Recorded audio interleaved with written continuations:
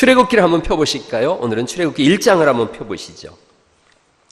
출애굽기 1장 거기 8절 말씀을 보세요. 출애굽기 1장 8절 제가 한번 읽어볼게요. 출애굽기 1장 8절 요셉을 알지 못하는 새 왕이 일어나 애굽을 다스리더니, 그렇게 되어져 있어요. 여러분, 우리가 창세기 50장까지 읽으면서 요셉이 저 중동 땅을 다 먹여 살린 그 위대한 사건을 지난 시간에 제가 말씀을 드렸어요. 그래서 7년 풍년 동안에 7년 흉년을 준비해서 그렇게 백성들을 살려냈다라는 말씀을 드렸죠. 어느 삶이든지 흉년의 때가 있고 풍년의 때가 있어요. 그래서 지혜로운 사람은 풍년의 때에 흉년을 준비하는 거예요. 교회도 그래요. 한국교회가 지난 100년 동안 풍년의 시기였어요. 7년 대풍년처럼 풍년의 시기였어요. 그래서 20-30년 전에만 해도 십자가만 꽂아놔도 교회가 부흥한다 그랬었어요. 사람들이 십자가만 꽂아놔도 막 교회로 몰려오던 시대예요. 근데 지금은 흉년의 시대예요.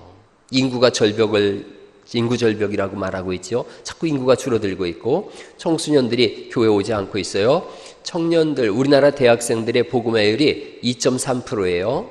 2.3%는 어디 쓰는 표현이냐면 미전도 종족을 쓸 때 2.3%예요. 즉 선교사를 파송할 필요가 있다 그럴 때 2.3%예요. 그러니까 우리나라가 대학생들의 복음화율이 2.3%예요. 뭐 중고등부, 청년, 학생부 내려가면 내려갈수록 더 심화되어져요. 우리 지방회가 익산에 10개 지방회가 있는데 5월 18일인가요? 우리 교회에서 중고 청년들 묵상 세미나와 또 지난번에 하던 민용 목사가 그 과학 세미나를 할 거예요. 그런데 우리 교회 중고 청년들밖에 못 모일 것 같아요. 저희 총회에서 80만 원을 지원을 해줬는데 우리 교회 아이들만 모이는 거예요. 그러니까 중고등부도 아예 없는 거예요. 청년들도 1명, 2명 있다 보니까 못 나오는 거예요.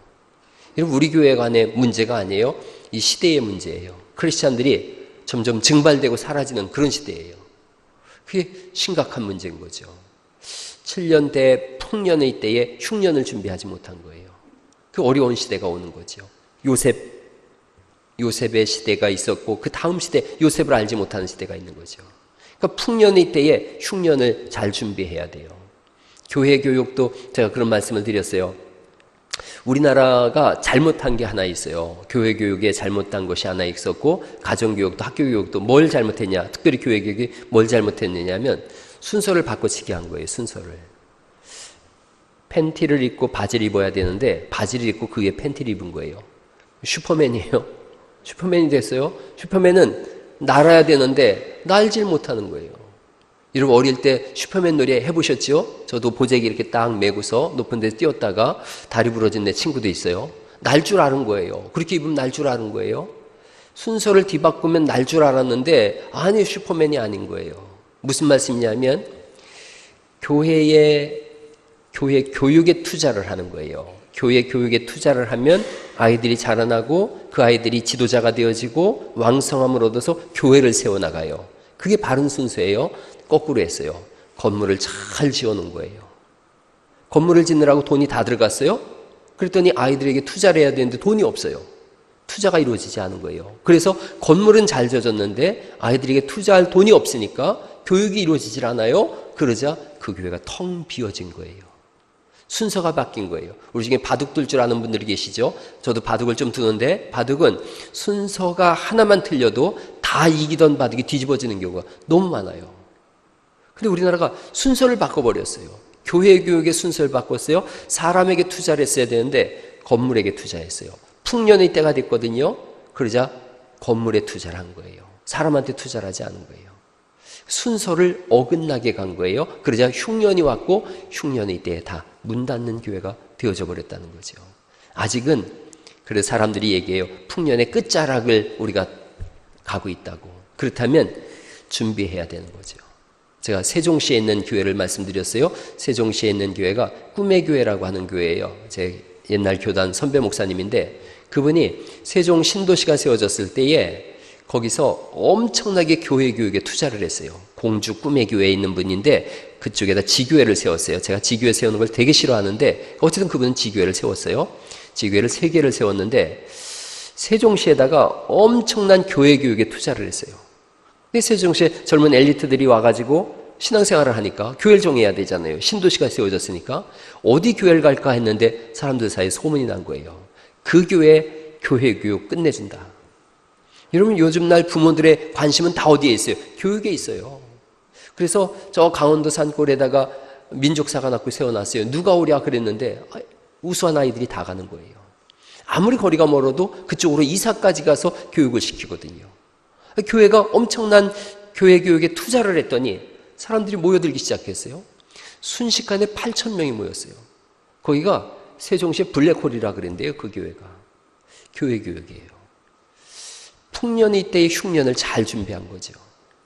오늘날 도산 안창호 선생이 한 말을 제가 잘 쓰는데, 지도자가 없다고 한탄하는 그대가 왜 지도자 될 교육을 하지 않는가? 왜 지도자 될 준비를 하지 않는가? 교회 교육이에요. 우리 교회가 어디로 나아갈 것이냐라는 방향성을 잘 생각하셔야 돼요. 교회 교육에 집안에서도 아이들이 돈을 제일 많이 쓰잖아요. 5월 가정의 달인데 집안에서 제일 좋은 휴대폰을 쓰는 그분들, 휴대폰 요금도 그분들이 제일 많아요. 부모는 3만 원짜리도 이거 어떻게 아껴서 쓰고 하는데, 그리고 저도 3기가 쓰거든요. 3기가 쓰는데 이번 주에는 신방을 엊그제 막 하고 뭘 찾고 하다 보니까 1.8기가가 지났어요. 그랬더니 문자가 왔더라고요. 이제 남은 기가 얼마 안 남았다고 아껴 쓰라는 거예요. 아직 20일이나 남았는데. 근데 우리 가정에 그분들은 100기가를 쓰시고 140기가를 쓰시고, 우리 딸이 여기 없으니까 하는 얘기인데 우리 딸 별명을 내가 한동안 100기가라고 불렀어요. 100기가, 백양. 그러면 지도 속은 있어서 웃더라고요. 그분들한테 투자를 제일 많이 하거든요. 교회는 어떠냐 이거예요. 교회도 그렇게 가야 되는 줄 믿습니다. 교회 투자가 주일학교, 중고등부, 청년에 제일 많이 이루어져야 돼요. 그래서 교회에 이런저런 해야 될 것들이 많지만 다음 세대를 향해서 우리가 뭘 하고 있어야 되는가 중요하죠. 요즘 그런 얘기예요. 다음 세대, 넥스트 제너레이션이라고 그러는데 아니라는 거예요. 다른 세대라는 거예요. 디퍼런트 제너레이션이라는 거예요. 다른 세대예요. 근데 늘 하는 말씀이 그거예요. 지금 주인공으로 세워놓지 않으면 내일의 주인공이 안 돼요. 그러니까 주일학교 애기들 지금 주인공으로 세워놔야 돼요. 중고등부 아이들 지금 주인공이 돼야 돼요. 청년들 지금 주인공으로 교회 세워놔야 내일도 주인공 노릇을 하는 거죠. 여기에 집중해 주세요. 5월달 한 달만 반짝할 것이 아니라 아이들 볼 때마다 격려해주고 기도해주고, 이게 교회죠. 청년들을 보면서 잘 지내고 있느냐, 내가 기도할게, 이름이 뭐냐 물어보세요. 여러분 혹시 우리 교회 중고등부는 여러분 자녀들이니까 알 수도 있지만 청년들 이름을 혹시 다 아십니까?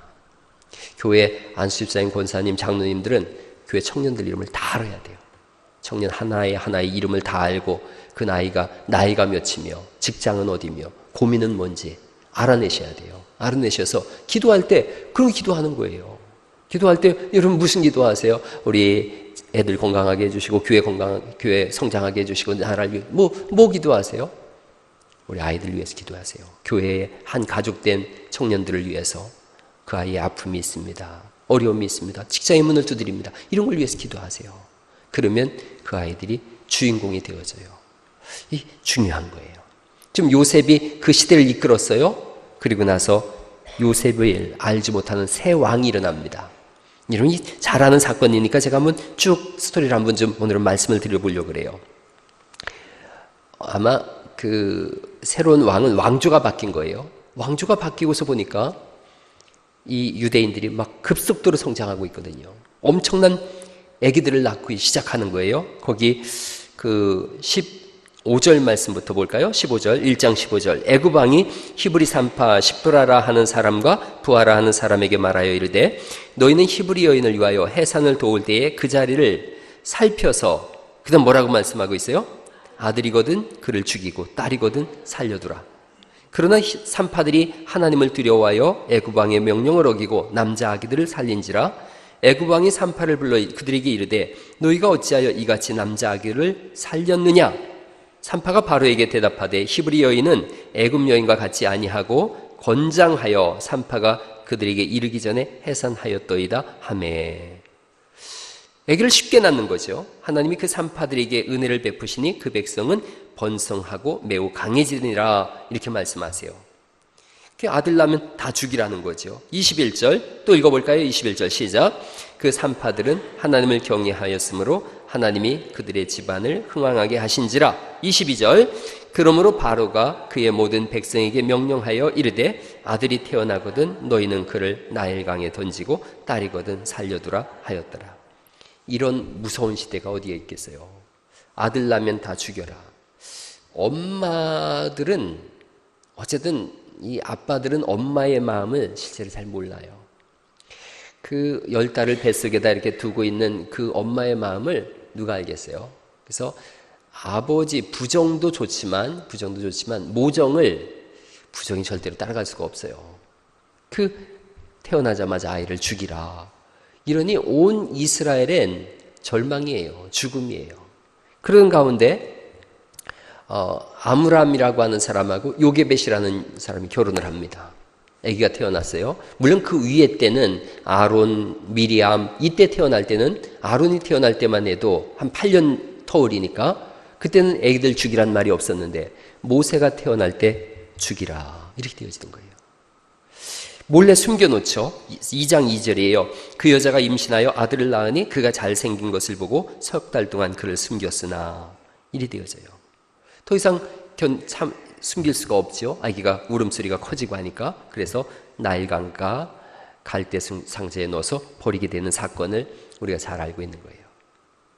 여러분 한번 생각해 보세요. 모세의 머릿속에는 모세가 왕궁에서 자랐는데 모세의 머릿속에는 이런 무의식이 있는 거예요. 버림받음. 오전에 제가 성인아이에 대한 말씀을 드렸어요. 가정마다 우리 어릴 때에는 그렇게 왜 아들만 했는지 몰라요. 아들만. 여기 소혜숙 권사님이 저쪽이구만요. 제 처가 쪽으로는 딸만 낳았어요. 네 번째 딸이 우리 집사람이에요. 그 이제 우리 집사람이 태어날 때 첫째 딸, 둘째 딸, 셋째 딸이 밖에 서 있는 거예요.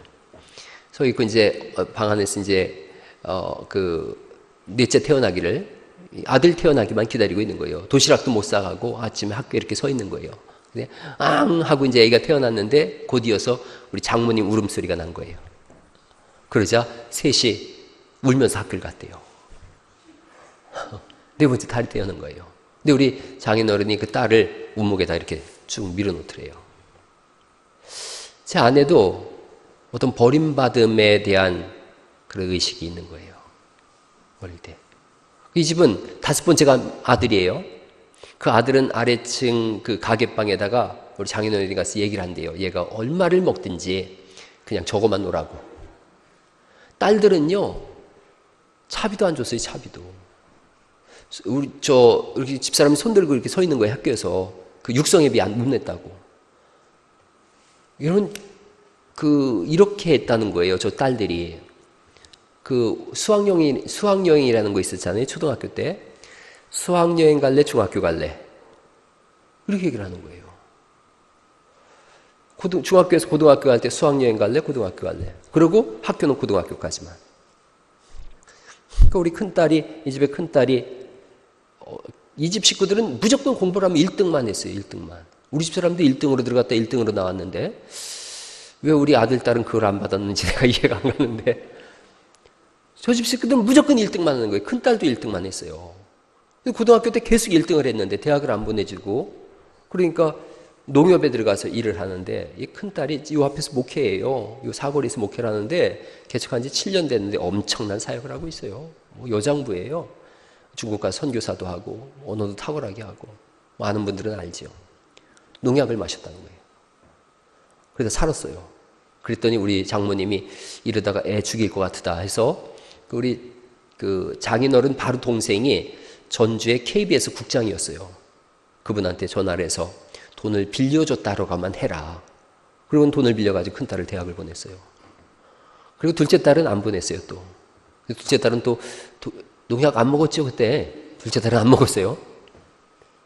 셋째 딸은 또 큰딸이 피아노 하나 사가지고 전북대 성악과를 나왔는데 피아노를 하나를 사가지고 레슨을 해서 동생들을 봉고시킨 거예요. 우리 집사람 네 번째 딸, 대학 들어갈 때 등록금 한 번 딱 내주고 끝이에요. 등록금 한 번만 내주고, 그러니까 장학금을 못하면 학교를 못 다니는 거예요. 그리고 돈을 10원도 안 보내줘요. 딸인데. 그래서 제 아내는 대학 4년 동안을 계속 레슨을 하고 다녔어요. 피아노 레슨을. 그래서 피아노 레슨을 해가지고는 그걸 장학금을 무조건 타야 되고, 그리고 1등을 안 할 수가 없는 거예요. 무조건 1등하고, 장학금 타고, 레슨하고. 그래서 제가 언젠가 그런 말씀 드렸죠. 교회 장의자 20개를 들여놨다고 아내가. 레슨해가지고 그걸 해놓은 거예요. 내가 볼 땐 제정신이 아닌 여자 같았죠. 졸업을 하는데, 저하고 이제 같은 저도 이제 졸업을 하고 아내도 졸업을 했는데, 그때 이제 결혼하자까지 얘기를 했었어요. 근데 어느 날 제 아내가 그때 연애할 때인데, 통장을 싹 보여주더라고요. 700만 원이 들어있는 거예요. 700만 원이. 아르바이트를 해가지고 모은 돈인 거예요. 그래서 제가 이게 무슨 돈이냐 그랬더니 객지에서 자기가 죽으면 자기 시체는 자기가 치워야 되지 않겠나 생각이 들어서 모아놓은 거래요. 제가 그 돈 보고 결혼했어요.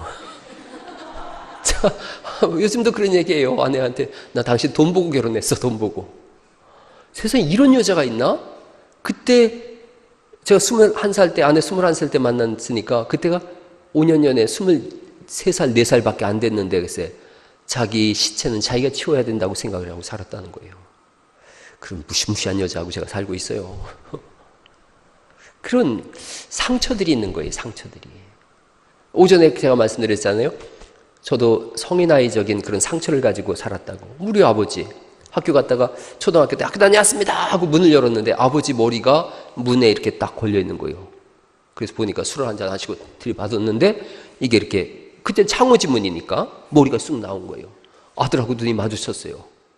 이러다가는 그리고 그 다음날 장돌이 갔다가 삽장문 부신 다음에 장돌이 갔다 고치는 거예요. 저 어린 생각에 저게 뭔 짓인가. 삽장문을 발로 차고 막 그냥 화를 내고서. 그래도 우리 어머니가 평생에 고마운 건 때리진 않았대요.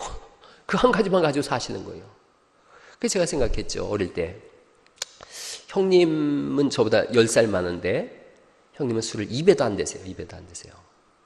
저도 생각했어요. 술은 절대로 안 먹겠다. 그랬는데 이상하게 술이 달도이다. 그렇게 술이 맛있더라고요. 아버지 보면서 내가 절대로 술 안 마셔야지 했는데 오늘 보니까 알코올릭. 제가 고등학교 때 제 친구가 괴산 군수 아들이었어요. 늦둥이였어요. 그놈이 밤마다 드라이진을 가지고 오네. 드라이진이라고 혹시 아세요? 드라이진을 가져와가지고 요만한 병인데 거기다가 무슨 워터인데 기억도 안 나네요. 거기다 타가지고 둘이 거의 날마다 마셨어요. 날마다. 고등학교 1학년 때. 워터 무슨 아는 분들은 벌써 아시고 침틀 삼키지 마세요. 밤마다 마신 거예요. 밤마다. 고등학교 1학년이 2학년 때쯤 됐는데 진짜 술을 안 마시니까 손이 약간 떨리더라고요. 그 생각에 아버지가 술 드시고 그렇게 했으니까 난 절대로 안 마셔야지 그랬는데 오늘 보니까 내가 알코올 중독처럼. 그리고 나도 화가 나면 욱하는 게 있는 거예요. 욱하는 게. 그 피해자가 누구냐? 우리 애들이었죠. 우리 애들이 어릴 때 목사인데 전도사인데 욱하는 거예요. 한 번도 때려본 적도 없고 욕을 해본 적도 없고, 물론 잘못했을 때는 때리라 그러면 이제 아내가 때리라면 때렸지만 내 분을 내가 못 이긴 거예요. 내 분을 내가 못 이겨가지고 막 씩씩거리고 이런 거예요. 그때를 생각해 보면 미쳤었구나.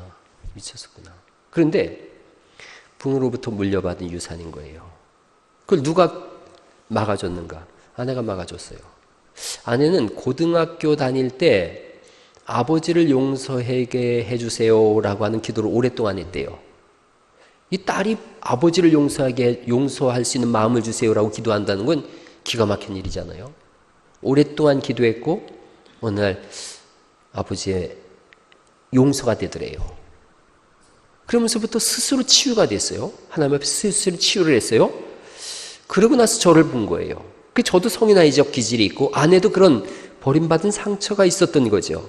그러니까 저 같은 녀석을 만났죠. 그래가지고는 5년 연애를 했어요. 아주 처갓집에서 두 손 두 발 다 들고 반대를 했었거든요.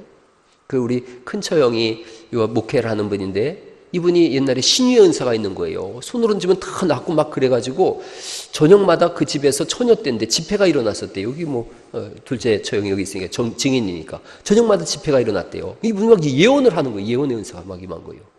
그래가지고 그분이 예언을 했대요. 절대로 둘이 결혼하면 안 된다고.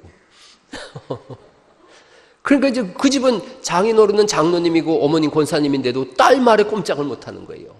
근데 미리 제가 알아봤죠. 요 바로 원대 맞은편에 살았거든요. 원대 맞은편에 살았는데 땅값이 막 뛰고 있을 때 2배인가 뛰었는데 기도하더니 김제로 이사 가라 그랬대요. 그래서 김제로 이사 가고 나서 그 집이 10배로 뛰었대요. 그러니까 어쨌든 결혼하면 안 된다 그래서 결혼을 그렇게 반대를 했는데 결혼을 끝내 했죠. 끝내 했어요. 그러고 나서 이제 2년쯤 지나서 아기를 가졌는데 큰 처형이 또 기도하더니 딸이라 그랬대요. 아니 아들이라 그랬대요. 그래 딸이 튀어나오더라고요.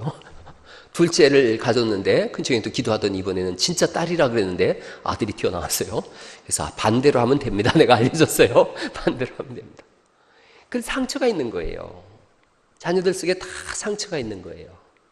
그래서 제가 속에 있는 아이가 자랐어요. 아내의 도움을 받아서 아이가 자랐어요. 어른이 됐어요. 여러분 제가 화 안 낸 지 오래됐어요. 화낼 줄을 잘 모르는 남자가 됐어요. 이제 어른이 된 거죠. 가장이 된 거예요. 그러고 나서 아내를 보니까 아기의 모습이 있더라고요. 그래서 그걸 제가 키워주는 거예요. 우리 집사람은 어릴 때 인형을 한 번도 가지고 논 본 적이 없대요. 그래서 인형을 보면 지금 어른인데도 50이 됐는데도 인형을 좋아해요. 우리 아들 녀석이 인형 뽑기를 해가지고 요만한 인형을 하나 이렇게 2년 전에 군대 가기 전에 선물로 줬거든요. 우리 아내를. 나는 뒤도 안 돌아보고 맨날 걔만 끌어안고 자요. 요만한데 그거 없으면 잠을 안 자요. 확 찾아요. 그래서 그거 보면 끌어안고 자요. 그래서 내가 이만한 큰 인형 사다 주겠다고 내가 그랬어요. 상처가 있는 거죠. 여러분 가정에서 혹시 남편이 혹시 아내가 이상한 돌발 행동을 욱했을 때라든가 아니면 극한 상황일 때 한다면 어릴 때 상처가 있었구나. 그럼 어떻게 하면 돼요? 보다듬어 주면 되는 거예요. 남자는 여기 이제 여자들이 있으니까요. 남자는 평생 여자의 가슴에서 크는 거예요. 엄마 가슴에서 크는 거거든요. 그래도 제가 이렇게 쉽게 해보게 되고 했던 것은 우리 엄마가 맨날 이렇게 제가 줄이 낀다는 표현을 충청도는 쓰는데 줄이 낀다를 찾아봤더니 이렇게 끼고 잔다 이런 사투리더라고요. 그렇게 줄이 끼고 잤어요. 그 엄마 품 안에서 컸던 거예요. 그래서 제가 그런 어떤 분노가 있고 욱하는 게 있고 그럴 때마다 아내가 저를 안아줬어요. 괜찮다고 그러고.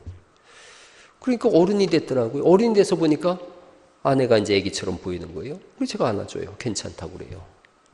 아이들도 어느 날 보니까 조금 괜찮은 애들이 돼가고 있더라고요. 어릴 때는 걱정이 많았는데 왜냐하면 내가 물려받은 그런 유산적인 욱함이 있었고 성인아이적 기질이 있었는데 그러니까 아이들이 건강하게 잘 자랐더라고요. 여러분 우리는 다 상처가 있어요. 성인아이에 대해서 제가 그런 말씀 드린 적이 있어요. 1루, 2루, 3루, 4루가 있어요. 야구의 베이스예요. 4루가 있는데 여기서 출발을 하는 거예요. 1루 유아기예요. 2루 소년기예요. 청년기예요. 장년기예요. 이렇게 순서대로 가야 되거든요. 근데 집안에 엄마 아빠가 다 애들이에요. 엄마 아빠가 애들 노릇을 해요. 애기 짓을 해요. 그러면 아이가 어른 짓을 해요. 그래서 1로 소년, 유아기, 소년기, 청년기 이렇게 장년기로 와야 되는데 애가 청년이 되어져요. 애가 어른이 되어져요. 제가 별로 안 좋은 말이 있다 그랬죠. 쟤는 애인데 어른 같아. 그 얘기는 그 집안의 부모가 누구라는 거예요? 어린아이라는 거예요. 그 집안의 부모가 어린아이면 애가 어른 노릇을 해요. 문제는 어디에 있느냐면 얘가 지금 어른 노릇을 하고 있어요. 장년이 됐어요. 나이가 이제 40대쯤 됐거든요. 그러면 놓쳐버린 1루, 2루, 유아기와 소년기에 대해서 꿈을 갖게 되어져요. 환상을 갖게 되어져요. 돌아가고 싶은 마음을 갖게 되어져요. 그래서 어른이 돼서 애기짓을 하는 거예요. 그러니까 순리대로 크는 게 좋아요. 아이는 아이처럼 커야 돼요. 소년은 소년처럼 커야 되고 청년은 청년처럼, 장년은 장년처럼 커야 돼요. 장년이 어린아이 짓을 하면 그 집에 태어난 아이는 어른 짓을 하게 되고 얘가 어른이 됐을 때 다시 어린아이 짓을 함으로 인해서 그 집에 태어난 아이는 또 악순환이 계속되는 거예요. 성인아이적 가정에서는 악순환이 계속되어져요. 어떻게 해야 되나? 끊어야 돼요. 누군가가 끊어야 돼요. 누군가가 끊어야 되는데 누가 끊을 수 있는가? 그 그림을 보는 사람이 끊어야 돼요. 아, 내가 성인아이적 기질을 가지고 있구나. 이걸 내가 끊어야 되겠구나. 몸부림쳐야 돼요. 욱 올라왔을 때 참아야 돼요. 견뎌낼 줄 알아야 돼요. 기도할 줄 알아야 돼요. 말씀 속에서 풀어나갈 줄 알아야 돼요. 가는 길과 가지 않는 길에 대한 말씀을 드린 적이 있어요. 어느 길이든 계속 가면 거기에 길이 열려요. 평안과 위로와 부드러움과 따뜻함, 이 길을 계속 열어놓으면요, 어떤 상황에서든 평안과 위로와 부드러움과 따뜻함으로 나가요. 욱할 때마다 분노와 폭력과 폭음과 이쪽으로 길을 열어놓으면 욱했을 때 신경이 그쪽으로 흘러가요. 그러니까 사람은 한계 상황이 닥쳤을 때 그 사람의 본질을 사실은 알 수 있어요. 누구의 잘못도 아니에요. 근데 자기가 그걸 알면 바꿔나가야 돼요. 나는 욱했을 때 어느 쪽으로 가는가? 어느 쪽으로 가는가? 제가 아이들 키우면서도 우리 청년들 보면서 늘 하는 설교가 있어요. 욱할 때 조심해라. 욱할 때 한순간 이 욱함으로 인해서 인생 전체를 망가뜨리는 사람이 너무나 많아요. 여러분, 우리 장년부를 위해서도 제가 똑같은 말씀을 드릴 수 있어요. 욱할 때 조심하셔야 돼요. 욱할 때 한번 이걸 뒤집어 버리면 인생 전체가 끝나요. 저는 축구 좋아하는데 우리나라 축구보다 손흥민이 요즘 그렇게 기쁨을 준다 그래서 손흥민 축구를 다는 못 보고 유튜브로 봤는데 엊그제 손흥민이 뭐 중요한 경기였대요. 그래서 우리나라 사람들 다 새벽에 잠 안 자고 그걸 다 보고 있었다는 거예요. 전반 마치기 2분 전에 그 한 친구가 상대방이 계속 손흥민을 신경질적으로 괴롭혔나 봐요. 2분 남겨놓고 전반 2분 남겨놓고서 손흥민이 이 사람을 가서 밀쳐버렸어요. 그래서 바로 퇴장당했어요. 퇴장당하고 3경기 출전을 못하게 해놨다는 거예요. 뭐 일순간에 역적이 돼버렸어요. 그리고 후반전에 또 한 친구가 퇴장을 당하고 그래서 결과적으로 아주 전력이 낮은 반드시 이길 수밖에 없는 그런 팀인데도 1대0으로 졌어요. 생각해보면 그게 인생이에요. 욱하고 한순간 밀치는 순간 모든 것이 다 끝나버려요. 그래서 평소에 기도해야 돼요. 여러분, 그런 사람들이 난 욱하면 배는 게 없어. 이 사람들 조심하셔야 돼요. 욱할 때 보이는 은혜가 있기를 간절히 축원합니다. 욱할 때 보여야 돼요. 욱할 때. 욱할 때 아내도 보여야 되고 자녀도 보여야 되고 교회 성도도 보여야 되고. 욱해서 난 보이는 게 없어. 망하는 거예요. 다 망하는 거예요. 그러면 어떻게 욱할 때 망하는 쪽으로 안 가고 부드러움 쪽으로 갈 것이냐? 평소의 훈련이에요. 평소에 나는 어느 쪽에 길을 열어놓느냐 하는 거예요. 저번에 그 국무총리 나와서 국회에서 대정부 질문 받는 거 봤는데 이낙연 국무총리가 대답하는 걸 내가 유심 봤어요. 아, 참 말 잘하더라고요. 아주 뭐 어떤 공격을 하는데도 흔들림 없이 쭉 얘기를 해요. 나중에 그분이 대담한 걸 신문을 통해서 읽었는데 어떻게 그렇게 평정심을 유지하고 이야기를 할 수 있습니까? 물었더니 이낙연 총리가 그렇게 대답했어요. 자기를 공격하는 질문이 왔을 때 그때 자기는 생각한대요. 지금이야말로 나의 우아함과 나의 품격 있는 인격을 드러낼 수 있는 절호의 기회다. 이 생각을 한대요. 그러니까 공격을 하면 할수록 그래, 바로 지금이야. 나의 인품과 우아함을 드러낼 수 있는 기회네. 이러고 대답을 한다는 거예요. 아, 그게 내 마음에 들어왔어요. 아, 그렇다. 공격을 당할 때 나의 우아함과 인격과 인품을 드러낼 수 있는 기회구나. 이게 반전이 그런 데 있는 거예요. 반전이. 인생의 반전이 거기에 있는 거예요. 제가 그런 얘기 종종 해요. 뒷담화가 들려올 때는 꼭 생각하세요. 내가 앞에 있기 때문이구나. 내가 앞에 있으니까 뒷담화를 하는 거지. 뒤에 있으면 앞담화를 하겠지요. 그러니까 내가 앞선 자구나. 내가 선진자요, 선각자요, 선구자구나. 그러니 누군가가 뒷담화를 하는 거지. 이 생각을 하세요. 여러분이 뛰어나면 뛰어날수록 사람들이 손가락질도 하고 뒷담화도 하고 욕도 하고 그럴 거예요. 그때마다 생각하는 거예요. 아, 내가 많이 앞서 있나 보구나. 그렇게 위로하세요. 오늘 모세는 큰 상처를 가진 사람이에요. 태어났을 때 버림받을 수밖에 없는 그 상황 속에 놓여진 사람이에요. 그가 이집트에서 모든 학문과 학식을 다 배웠다 그랬어요. 그러니까 하나님께서 모세를 통해서 창세기, 출애굽기, 레위기, 민수기, 신명기를 쓰게 하셨겠지요. 그러나 그도 상처가 있는 사람이에요. 그가 얘기하잖아요. 내가 말에 능하지 못한 사람이라고. 나는 말을 할 줄 모르는 사람입니다. 상처가 있는 거예요. 어릴 때 버림받은 상처가 있고 왕궁에서 눈칫밥 먹은 거죠. 그를 키운 그 왕궁에서 모세를 키운 엄마는 아주 왕권을 가지고 있는 그 당시에 아주 그 수렴청정을 할 수 있는 그런 강력한 권력을 가진 여자예요. 그럼에도 불구하고 모세는 양자로 들어왔기 때문에 더군다나 유대인이라고 하는 핸디캡을 가지고 있으니까 늘 고통을 당한 거예요. 어느 순간부터 이 사람은 말을 잃어버렸겠지요. 속에 분노가 치밀어 올랐겠지요. 욱하는 순간 사람을 때려 죽이는 거예요. 그가 아마 왕궁에 있었어도 하나님은 그를 통해서 더 놀라운 일을 하셨을 거예요. 하나님은 어떤 상황에서든 하나님의 일을 하시니까요. 그런데 욱하고 사람을 죽이는 순간 광야 40년으로 가서 거기서 다시 40년의 훈련을 받아야 되는 그런 어려움을 겪게 되는 거예요. 오늘 이제 출애굽기를 여러분이 1장부터 쭉 이번 주 다음 주까지도 읽어가시면서 꼭 기억하시면 좋겠어요. 내가 욱하는 것이 있다면 아, 부모로부터 물려받은 성인아이적 기질이 내 속에 있구나. 이걸 내 자녀들에게 물려주지 말아야 되겠구나. 그렇다면 욱하는 순간이 들어올 때 내가 어떤 선택을 하느냐가 내 자녀들의 모습이 될 수 있다면 선한 길, 부드러움과 따뜻함과 온화함으로 우아한 나의 인격을 보여줄 수 있는 기회로 삼자. 그렇게 바뀌어가셔서 믿음의 명가들을 이뤄가는 은혜가 있기를 예수님의 이름으로 축원합니다.